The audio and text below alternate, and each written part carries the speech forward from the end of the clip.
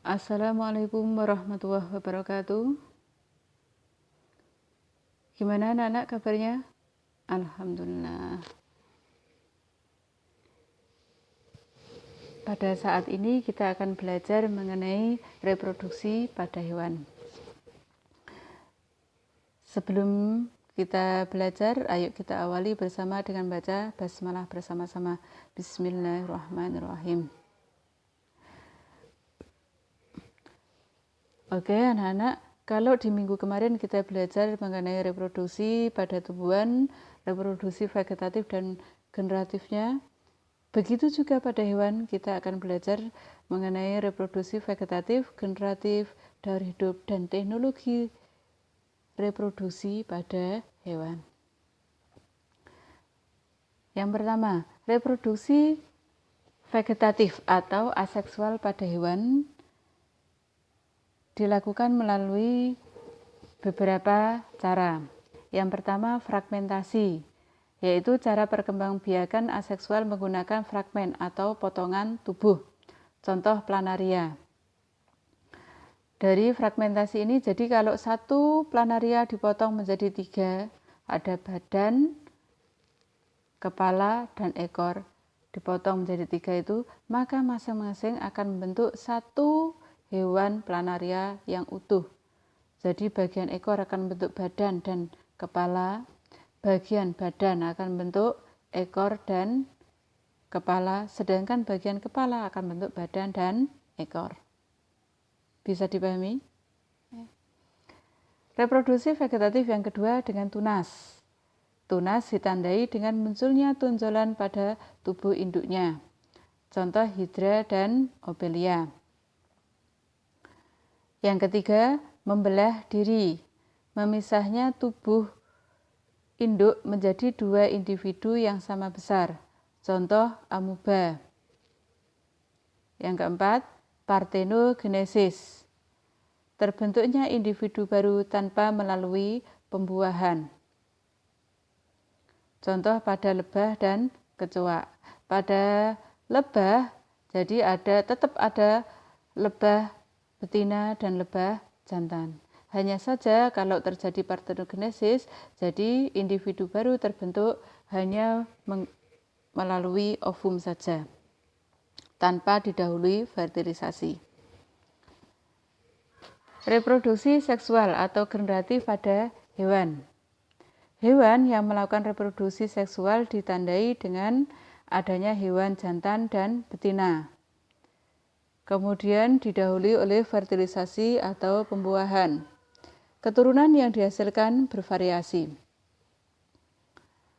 Fertilisasi merupakan peleburan inti sel sperma dan inti sel telur menghasilkan zigot yang akan berkembang menjadi embrio.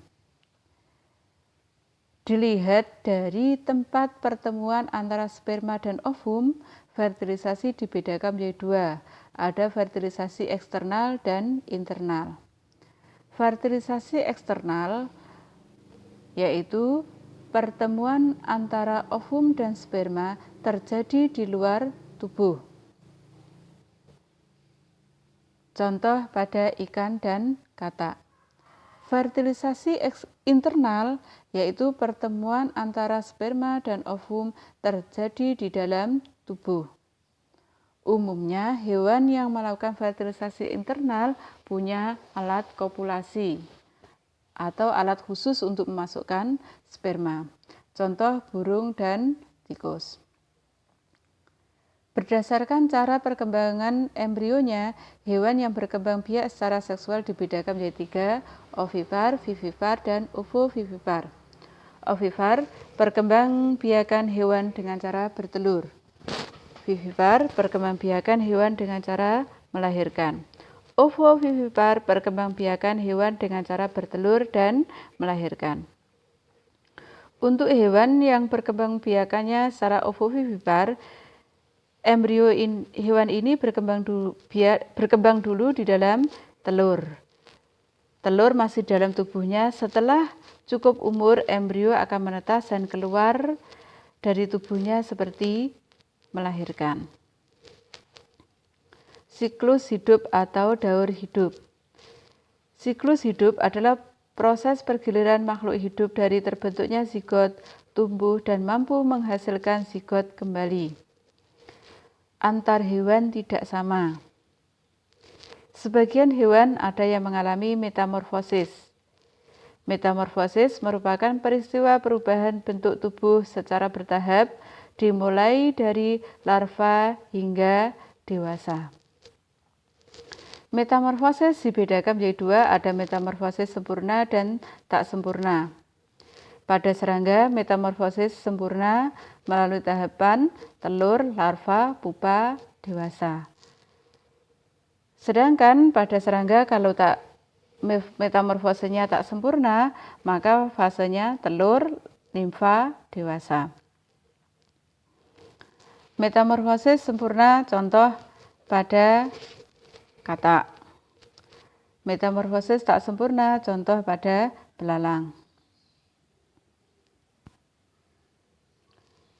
Pada beberapa jenis makhluk hidup, selama siklus hidupnya terjadi perkembangbiakan secara seksual dan aseksual secara bergantian, yang disebut dengan metagenesis. Contoh ubur-ubur. Jadi pada ubur-ubur ini, dia bisa berkembang biak dengan seksual dan aseksual, yang mana itu terjadi secara bergantian. Tidak mungkin vegetatif terus. Ataukah generatif terus, tidak mungkin. Jadi vegetatif, generatif, begitu selanjutnya. Teknologi reproduksi hewan. Ini bisa dilakukan dengan inseminasi buatan atau kawin suntik, yaitu proses pemasukan cairan sperma ke saluran kelamin hewan betina dengan bantuan alat suntik. Teknologi reproduksi pada hewan yang lain adalah cloning, yaitu cara reproduksi hewan untuk memperoleh keturunan yang identik dengan induknya dengan memasukkan inti sel donor ke dalam sel telur induk yang telah dihilangkan inti selnya.